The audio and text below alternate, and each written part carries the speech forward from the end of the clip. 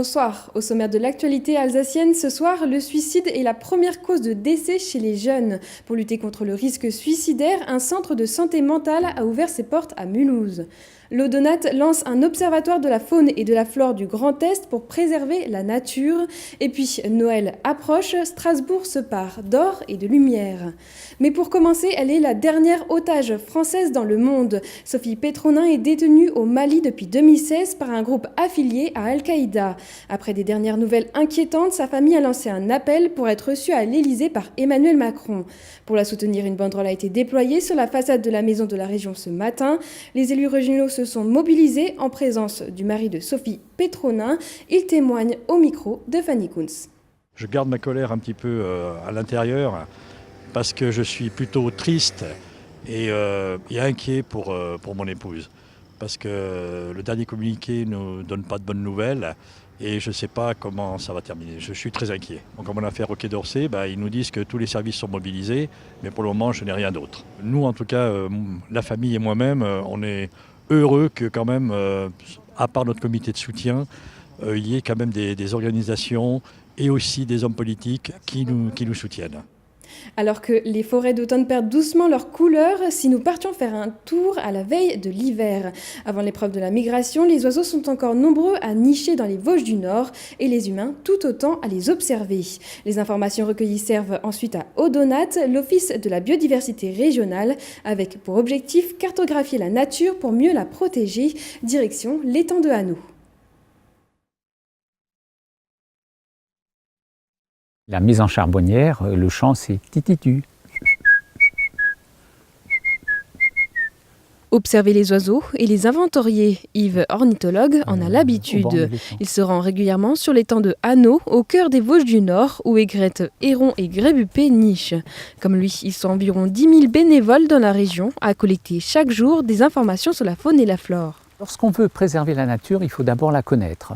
Et c'est le but de la collecte de données naturalistes. Si on veut préserver un site ou une espèce, il faut connaître le statut de l'espèce, savoir combien il y en a à l'échelle d'un territoire, où est-ce qu'elle se trouve, si elle se reproduit, si elle est nicheuse ou migratrice ou hivernante.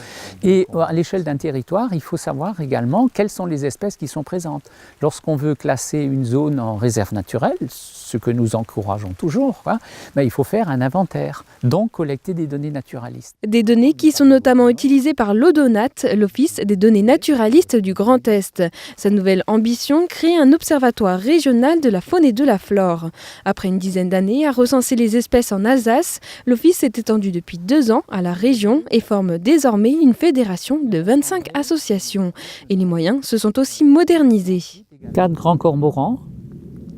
Et donc ces observations peuvent être saisies directement sur un smartphone en utilisant l'application naturaliste. Nous allons saisir l'observation, on voit donc ici l'étang de Hanau, et en appuyant sur suivant, je peux saisir par exemple canard colvert, donc on a dit 10 individus, au moins, supérieur ou égal, enregistré, et la donnée est enregistrée.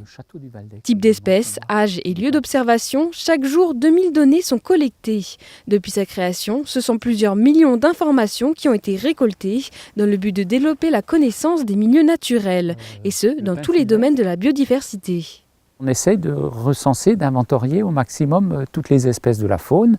Donc j'ai parlé des oiseaux avant, mais on collecte de la même façon les données sur les amphibiens, sur les reptiles, sur les mammifères, sur les insectes. Nous avons une association Imago qui est spécialisée dans la collecte des données sur les insectes, une autre Bufo qui collecte les données sur les amphibiens et les reptiles.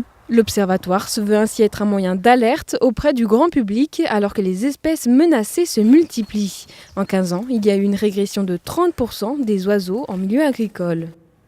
En France, il y aurait 16,2 suicides pour 100 000 habitants. Pour prévenir le risque suicidaire et prendre en charge les personnes en souffrance psychologique, un nouveau centre a vu le jour à Mulhouse, le Sésame, centre de santé mentale, sur le site de Hasenrhein. Plus d'explications avec Marine Zis. Ça va changer beaucoup de choses. D'abord, la philosophie qui a présidé à la création de cette unité, c'est l'amélioration de la prise en charge des patients qui ont fait une tentative de suicide ou qui ont des idées suicidaires. Nous avons donc au sein de cette unité 4 lits d'hospitalisation brève et un guichet unique ouvert 24 heures sur 24, accessible par téléphone à toute la population, à tous les professionnels. Les gens sauront maintenant directement où s'adresser pour avoir une réponse rapide. Et notre structure dispose également de 5 fauteuils, 10 fauteuils d'apaisement qui permettent d'offrir un répit momentané de l'espace de quelques heures pour une personne qui aurait besoin de ce temps-là pour apaiser un peu ses émotions et pouvoir ensuite rentrer à domicile. Ça aussi, c'est une offre qui est assez novatrice et unique dans la région. Côté environnement, c'est la semaine européenne de réduction des déchets. Son leitmotiv, le meilleur déchet est celui que l'on ne produit pas. Elle débutera ce samedi dans toute l'Alsace. Partout, des ateliers de sensibilisation, mais aussi des conférences, débats et projections seront organisés. Exemple dans l'agglomération mulhousienne qui a réduit ses déchets de plus de 7% ces 4 dernières années. Nous sommes aujourd'hui 117 partenaires et c'est que je pense qu'il y a une vraie émulation des associations, des entreprises, des citoyens, des collectivités, des communes pour réellement s'impliquer dans cette semaine européenne de réduction des déchets. Par exemple, le 17 novembre, il y a l'inauguration Maison Engelmann où tout le monde est invité pour découvrir la nouvelle charte éco-responsable des commerçants, donc vraiment à venir. Il y a aussi une soirée culinaire, un show culinaire où vous pourrez déguster des recettes anti-gaspillage. Il y a beaucoup d'actions réalisées pour être sensibilisées, pour créer des recettes justement anti-gaspillage, le réemploi, la fabrication, donc énormément d'actions. Les rues de Strasbourg revêtissent leurs habits d'hiver. Depuis quelques jours, c'est le ballet des échelles, nacelles et autres guirlandes de Noël. Et puis, des joueurs du Racing sont allés jouer avec des enfants opérés du cœur. Ça se passait à la clinique Réna. Cécile Motz.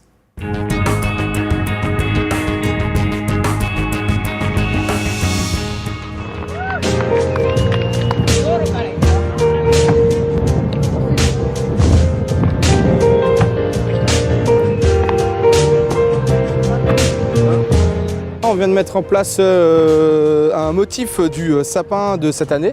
C'est le tout premier crayon que l'on pose. Le tout premier crayon, oui, mais avant lui, il y avait déjà eu des lettres au Père Noël, des boules, des étoiles.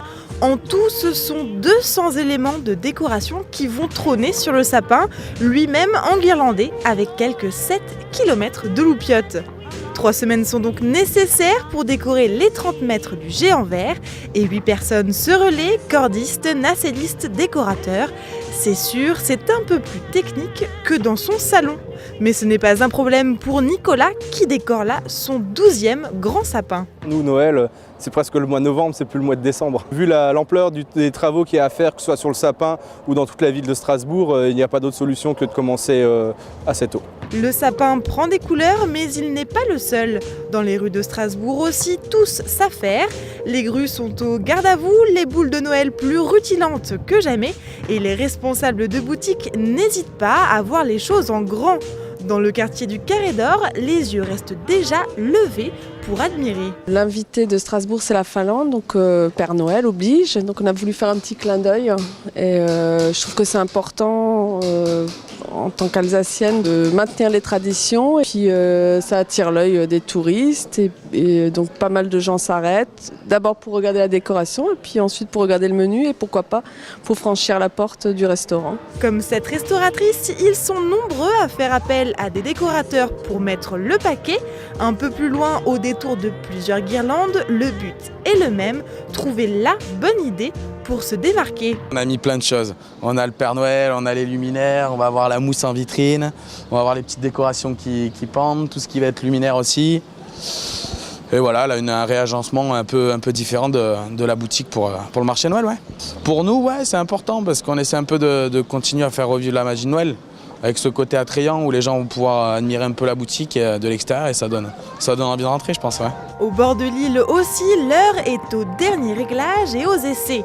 Nouveauté 2018, 400 étoiles sont en cours d'installation sur les arbres des quais rénovés et la flèche de la cathédrale sera bientôt prête à scintiller à l'unisson. Les illuminations à Strasbourg, c'est la magie de Noël. On a les illuminations traditionnelles dans le cœur de ville. Cette année, on a voulu innover par ces étoiles, innover par la magie de Noël sur les quais, bien sûr, mais aussi sur la cathédrale. C'est pour renouveler l'esprit de Noël dans notre ville.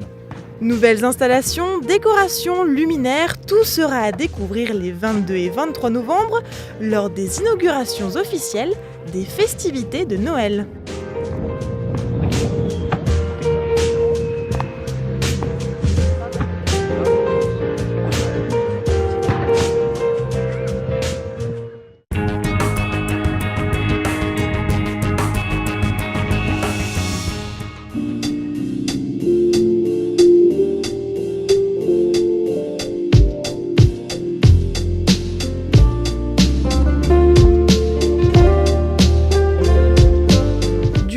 À l'hôpital, de quoi étonner les enfants.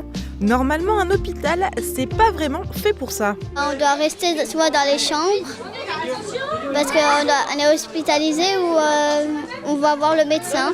C'est surprenant parce que normalement l'hôpital c'est plus pour être soigné et du fait qu'on soit tous réunis ici pour une cause et pour jouer au foot dans un hall, c'est à la fois agréable et nouveau. C'est encourageant et après de voir qu'il y a d'autres personnes qui ont des cas similaires aussi. Ça m'étonne un peu déjà et ça me fait surtout un peu plaisir de voir aussi d'autres enfants et ça me rassure beaucoup.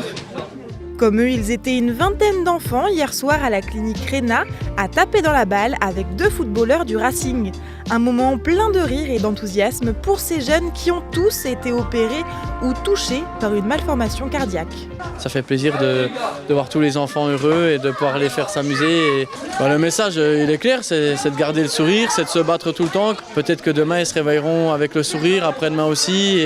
Et ça va leur donner peut-être pendant un mois la baume au cœur. Voilà, donc c'est pour ça que sans aucune hésitation, je voulais partager ce moment-là avec les enfants. Cette soirée était la 2e étape de la tournée du sport à l'hôpital. Le but, amener le sport où on ne l'attend pas. Une initiative nationale mise en place par l'association Premier de Cordée. À l'origine, l'association a d'abord été créée dans l'idée d'apporter du sourire, un moment d'évasion, un moment de partage. Effectivement, le sport à l'hôpital, on se dit tout de suite que c'est pas compatible. Des ballons au milieu des brancards, on s'imagine vite que c'est un peu le bazar. Mais on fait ça depuis maintenant une quinzaine d'années, donc on a l'habitude. Et les hôpitaux et les cliniques sont preneuses justement de cette expérience. Ils sont tous très conscients du sport et des bienfaits du sport. C'est important que tout le monde fasse du sport, peu importe l'âge, peu importe la pathologie, peu importe la condition physique, c'est important pour tout le monde. Le sport, une manière de s'évader du quotidien médicalisé. Le docteur Céline Gronier, qui les encadre, en est persuadée.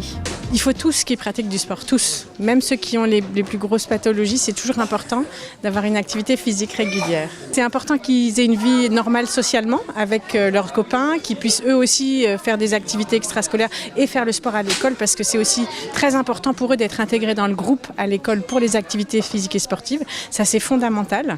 Et puis, sur le plan, j'allais dire, plus médical, le sport a des vertus qu'on connaît tous pour nous qui sommes soi-disant en bonne santé. Mais pour eux qui ont eu un cœur déjà agressé par les chirurgies ou par les opérations ou par la maladie elle-même, c'est encore plus important. Pendant 2 heures, les enfants ont pu se défouler avec des professionnels au cours d'un match où tous étaient gagnants.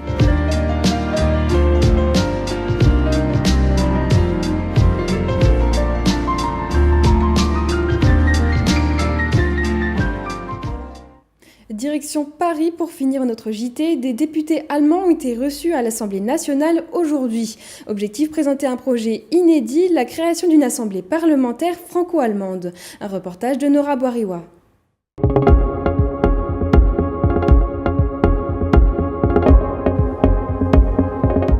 Le 22 janvier dernier, les assemblées parlementaires françaises et allemandes se réunissaient à Berlin et à Paris pour voter une résolution commune pour un nouveau traité de l'Élysée. Aujourd'hui, un groupe de 9 députés allemands et 9 français souhaitait encore aller plus loin, créer une assemblée parlementaire franco-allemande. En Alsace, on sait, toutes les familles qui ont vécu les souffrances de la guerre savent combien l'amitié franco-allemande est importante et combien ce moment compte. Deuxièmement, c'est un moment innovant parce qu'aucun autre pays au monde, à ma connaissance, aucun couple de pays comme cela a imaginé une solution d'une assemblée parlementaire conjointe. Et enfin, il est important, à un moment de l'histoire européenne où on en a besoin, de redonner toute sa place au moteur franco-allemand. Cette nouvelle assemblée parlementaire franco-allemande sera composée de 100 députés, 50 français et 50 allemands, et aura pour objectif de proposer des actions concrètes pour la coopération entre les deux pays. Aujourd'hui, les directives européennes, par exemple, ne sont pas transposées de la même façon en Allemagne et en France. Et nous savons dans les zones frontalières combien il est important que par défaut, les transpositions soient les mêmes. C'est vrai aussi pour le monde économique, notamment dans l'environnement réglementaire des entreprises. Nous avons besoin de dégager un code européen des affaires, en tout cas un code franco-allemand des affaires pour le monde économique. Et enfin, troisième objectif, c'est d'identifier dans les commissions thématiques du Bundestag et de l'Assemblée nationale des positions communes pour mieux peser au niveau européen. Le 22 janvier prochain, l'Assemblée nationale et le Bundestag ont à nouveau rendez-vous pour voter en faveur d'un nouveau traité de l'Élysée et pour relancer définitivement l'Assemblée parlementaire franco-allemande. RGDS, partenaire des Alsaciens qui s'engagent. Et place à l'image du jour d'Olivier Anne. Alsace Destination Tourisme récompensée au niveau européen pour ses actions en faveur de l'œnotourisme. C'est notamment le Slow Up du mois de juin qui met en valeur une partie de la route des vins qui lui vaut ce trophée décerné par les Iter Vitis Awards du Conseil de l'Europe. Le prix met en lumière les vignobles européens et l'action des pays en faveur des itinéraires culturels et viniques. Plusieurs sites alsaciens, dont le Mont Saint-Odile, les Coteaux du Rangen ou la Cité des Gilsheim, sont également classés dans ces itinéraires européens.